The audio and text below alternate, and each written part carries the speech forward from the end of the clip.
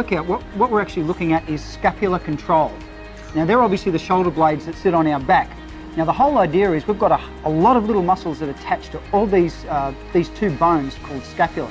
And the whole idea is when these muscles aren't working properly, we get a lot of imbalances and we get a lot of injuries from our bench work and our gym work and our regular everyday physical activities.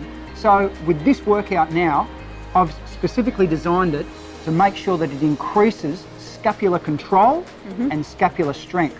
Now what this will do, this will put a great advantage on your bench press and any sort of pressing work at all. And also just improve overall posture, which is something that we need to concentrate on. Yeah. Keep the shoulders back and the chest up. Yep. Cool. All right. All right, so let's get into it. Yep. Now the reason why, I know a lot of you have seen this, but I want to get Shah to demo it because here's what I want you to really focus on, the advantage of doing this. Drop down, kiddo.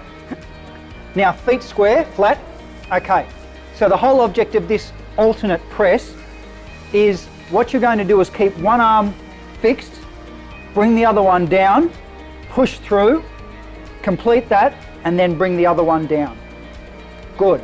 Now when you're doing that, guys, what I want you to really focus on now is have those feet planted nice and firm, and as you start to get up to some challenging weight, you'll actually really feel how much force you're transferring through each half of your body when you're doing this exercise.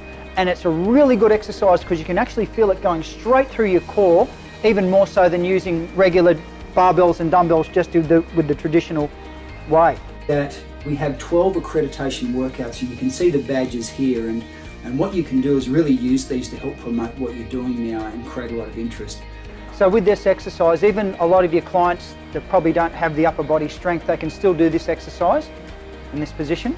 So have a look at the side that's not actually pressing. It's dug into the side, and keep that shoulder blade locked. It's almost like a close grip push-up. All right then, so you really feel it in the triceps. So there, it's the only problem with the TX, they do roll. Is this? Oh, this is, yeah, that's all right.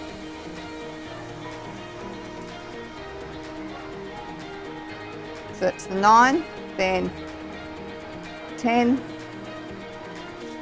So obviously the range What's there. That? 2, yeah. And then 11 o'clock. My clock was a bit broken before, I had 9 on each side. Yeah. So maybe try that one first, guys, and just get the range of motion right, and then you can move back to a more challenging angle. That's right, and then you can virtually get down to that position there. And then there, but then that's when you find then that a lot of the weight is then supported on the side. Right, you can see then how it rolls, so you've really got to concentrate and keep that weight on the side that's going down.